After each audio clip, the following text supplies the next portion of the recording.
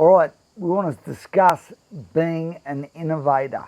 And what does that mean? I always always go to the dictionary. What it actually, the dictionary version means. And it introduces a new method or a new product. That's an innovator.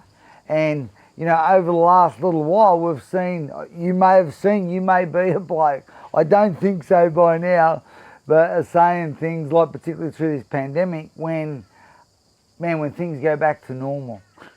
or can't wait when things go back to the way they used to be. Well, an innovator welcomes change, welcomes, roadblocks, welcomes new things. That's what an innovator does. And if you're not an innovator, you need to become one, because really, I can't help but think about even I go back. One of the great stories that I love was a young bloke in Japan, and was always fascinated. You think in the early 1900s, okay, when there was an engine, and it used to be on one of those wheels that would an engine got this wheel going which pumped water, is what it done, and the way the story goes was that he would sit there and just watch this wheel go around and be fascinated that an engine would push water, just consumed. And he would sit there for hours, and it's being said that, because he had bugger all schooling, right? But he was a little bit like me in respect, was he would run away from school. And it's being said that his father would say, "What do you do when you run away? Where do you go?" He would go up into the hills, and he said he would think. He would just look at the sky and think. Most blokes don't think, okay?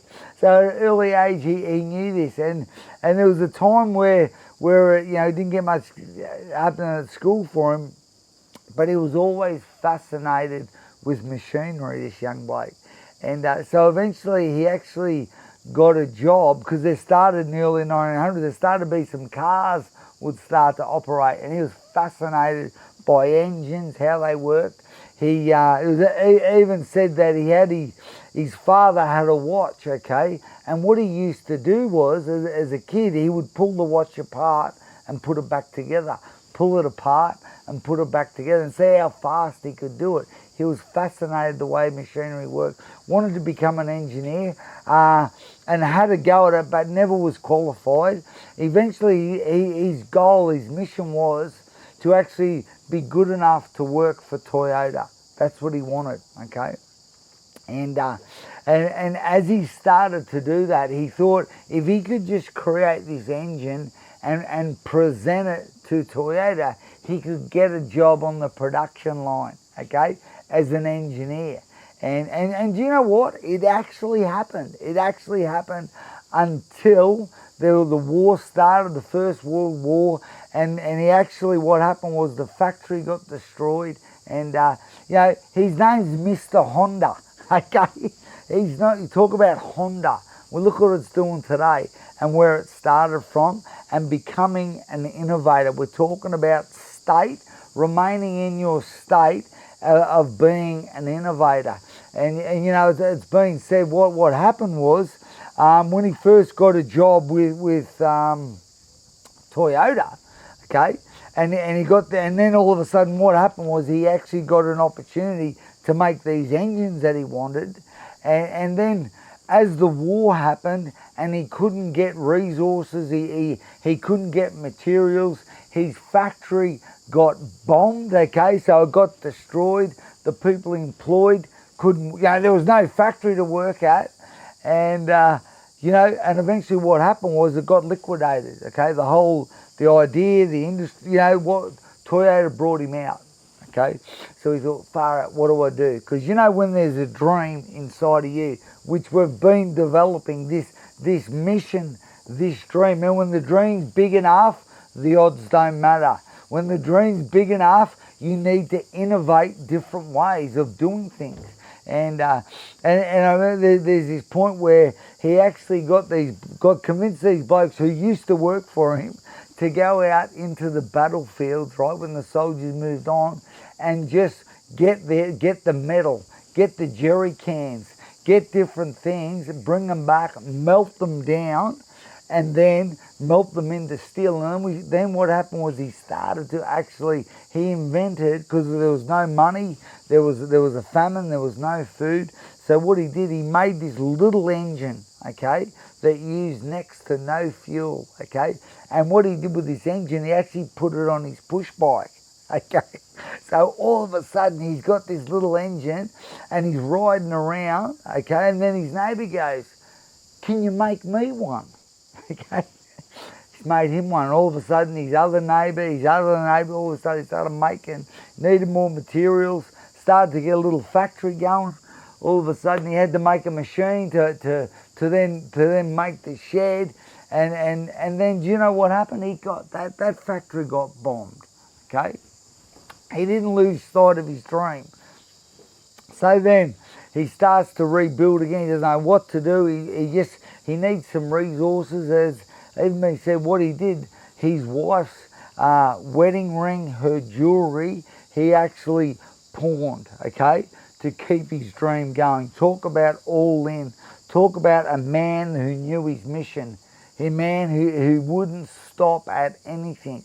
And of course, eventually, he got that, got the money, got the resources, making this happen. What happened was there was 5,000, in Japan, there was actually 5,000 bicycle shops, okay? And he wrote a letter to every single one of them saying, "I've got this idea of a motorised push bike." And some started to take, and all of a sudden, they got resources, built another factory, got more employees, and of course, the rest is history. The amount of things, and eventually it was at one point where Toyota, his competitor, he actually was selling more. There was more motors being sold through Honda than Toyota. And, we're talking about being innovative. We're talking about, whatever it takes, because I know that if it wasn't for being his first factory, his second factory being bombed, if it wasn't for having no resources, he would not have made that little engine to put on his push bike. He would have made just what Toyota, were doing. So I know there has been hardship. I know that you've had things that haven't worked out. I know that these things have happened. But, as we become more resourceful, as we become more innovators, as we keep our mind in the right state of mind, as we continue to live above courage, these ideas will come to us. And maybe we needed these letdowns, these disappointments, to actually think better, to think different, to become more of an innovator. I can't help but think of this pandemic and what has happened, what I observed through men. Because on the Gold Coast here, I know people, right? I know two blokes that are in the same industry, okay? The exact same industry. One bloke has lost half his wealth, and the other bloke in the same industry has doubled his wealth, okay? Same city, same country, same city, same industry, two different mindsets. One bloke is an innovator, one bloke is waiting for things to go back to normal. Well, the world will never be the same again. Tomorrow the world will never be the same as today. Innovators are constantly seeing opportunities. Even when things aren't going to plan, I say that's the best time. And blokes I listen to, they say exactly the same thing. That this is the best time in history. People have never been so open to new things. And some blokes, right, I've heard, and it could be you, I don't know, they say, everything's already been invented. There's, everything's already been done. And you know what? And it even says there's nothing new on planet Earth. In the Bible it says there's nothing new. But you know what can be new is the way you think, the way we think, the way because our thinking controls our feelings, which controls our actions, which controls our results. So we can think different. We can think better. We can become more innovative. We can see things, you know. The iPhone has been around forever, okay? But it just took people to think different. Like what is in that, it just took people to think different to actually create it, you know. Same as going to the moon, same as that dream, that mission that is inside you. It's always been there. We just need to bloody become more innovative to engage that dream, to get the rubber to hit the road. And you know, I even recently, okay, I've had a conversation with a couple of blokes that there's like companies that are operating around Australia, and they had that idea 20, 30 years ago and didn't action it. And now every corner you see this sort of type of business, and you know, I know guys that had ideas that didn't action it. They had the idea, but they didn't get the rubber. They said things like, oh, you know, when this sorts itself out, or when I get enough money, or when you know, every excuse is the same. So, you know, one of the best, I believe, one of the best innovations that I've ever seen is McDonald's. You know, I can't even believe I'm saying it, but one of the best. They would have to be the best innovators I've ever come across. You know, to go from, you know, even you know, I love even the movie. Okay, geez, I've gone blank now. What's the movie? Gone blank. I'll have to cut that out.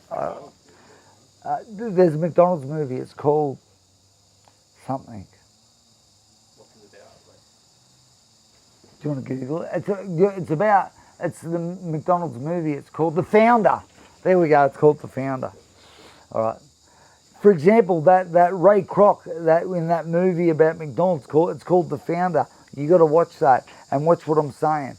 You'll see what I'm saying about how two blokes had an idea. You know, two brothers, the McDonald brothers, had an idea, and it took somebody else to see what they couldn't, you know.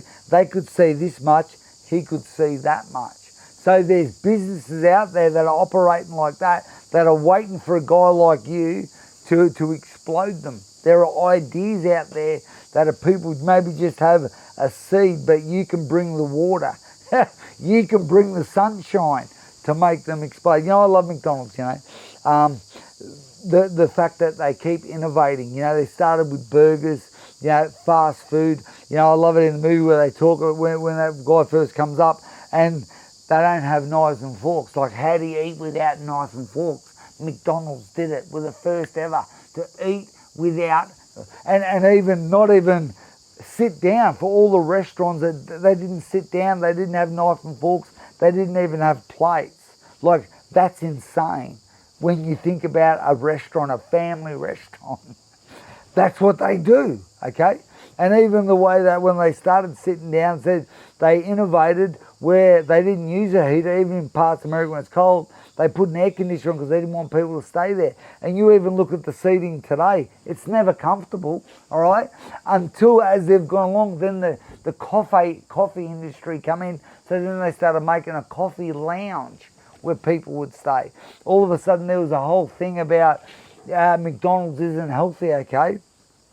They brought fruit into the menu, and how McDonald's introduced salads and then fruit, and then all of a sudden, goodness me, there's a whole vegan thing happening. They've got a vegan burger. They have constantly been innovators and changed what they're doing, changed their angle, adapted to the market, adapted to lifestyle, and adapted to people's lifestyle with the coffee culture. You know, the breakfast menu, then they're open 24 hours, okay? There's the drive-through. They have constantly been innovators and evolving. And then there's more, like they always got toys coming out with the latest movie. So you go to the movies and you get the toy for the kids. There's all the best innovators that they never stayed the same. You know, they always got their burger, their fries, but they're all, you know, their core is their core, but they were always innovating. They've always been innovating. And, it's said that they're that amazing now. They said every 5 hours, somewhere in the world, a McDonald's restaurant opens. Every 5 hours, somewhere in the world. That is amazing. That is amazing. But 2 brothers and then 1 bloke with a big idea who thought bigger, who thought like, man, we can do something amazing. So, it's been said, resources aren't the issue. It's being resourcefulness. That is where it's at.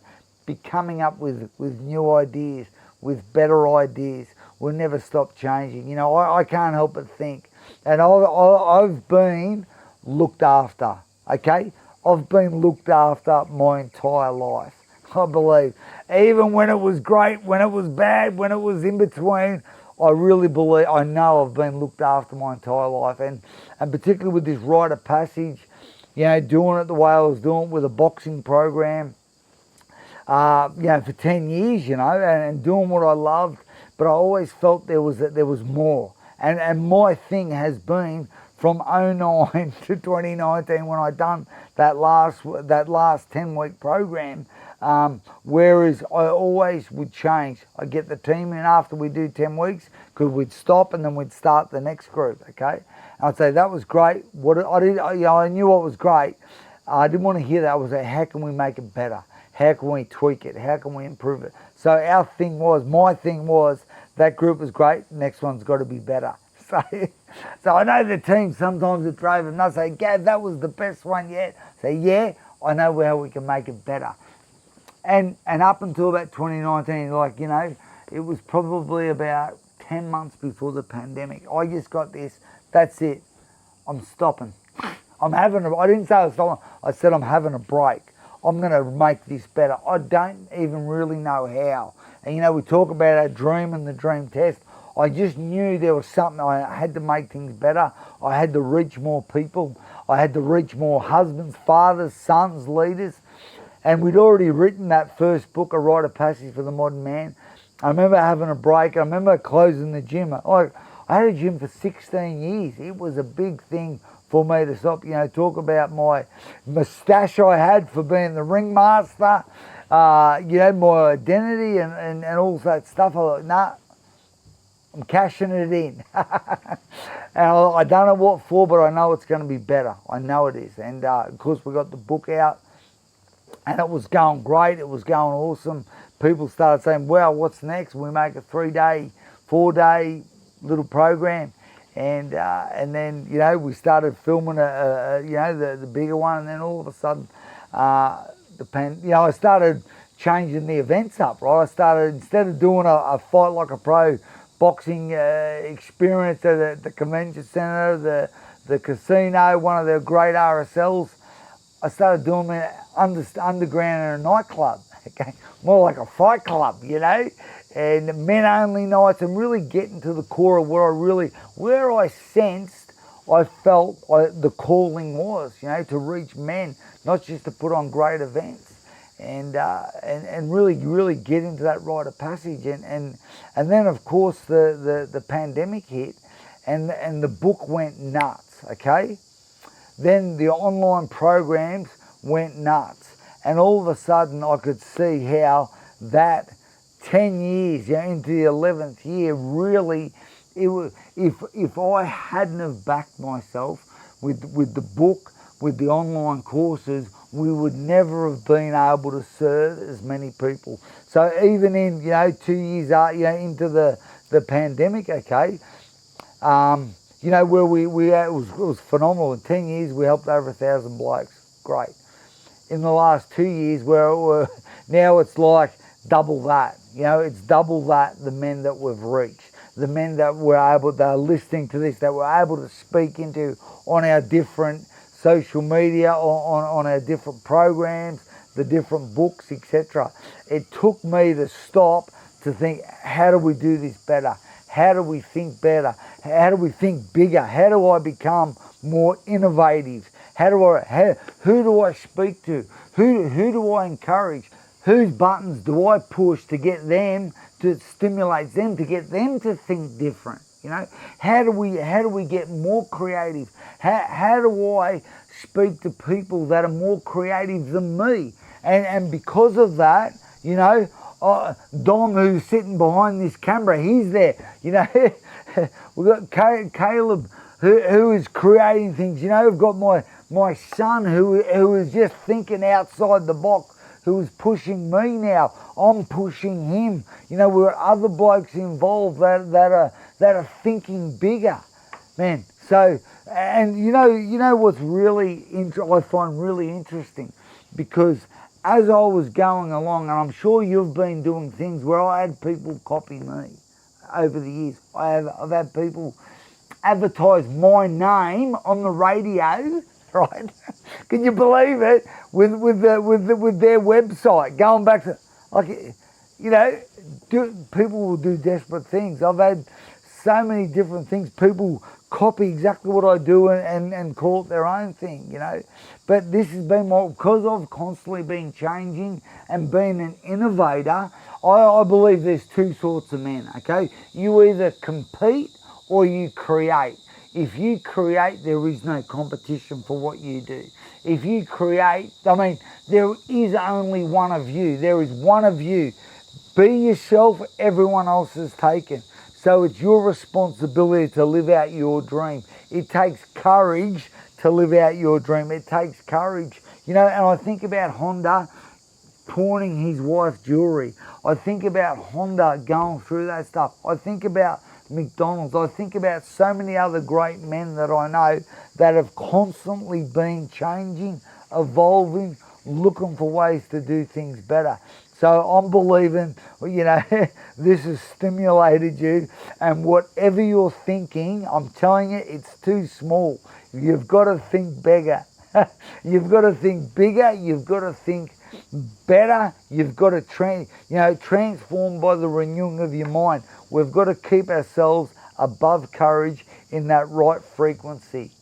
Over and out.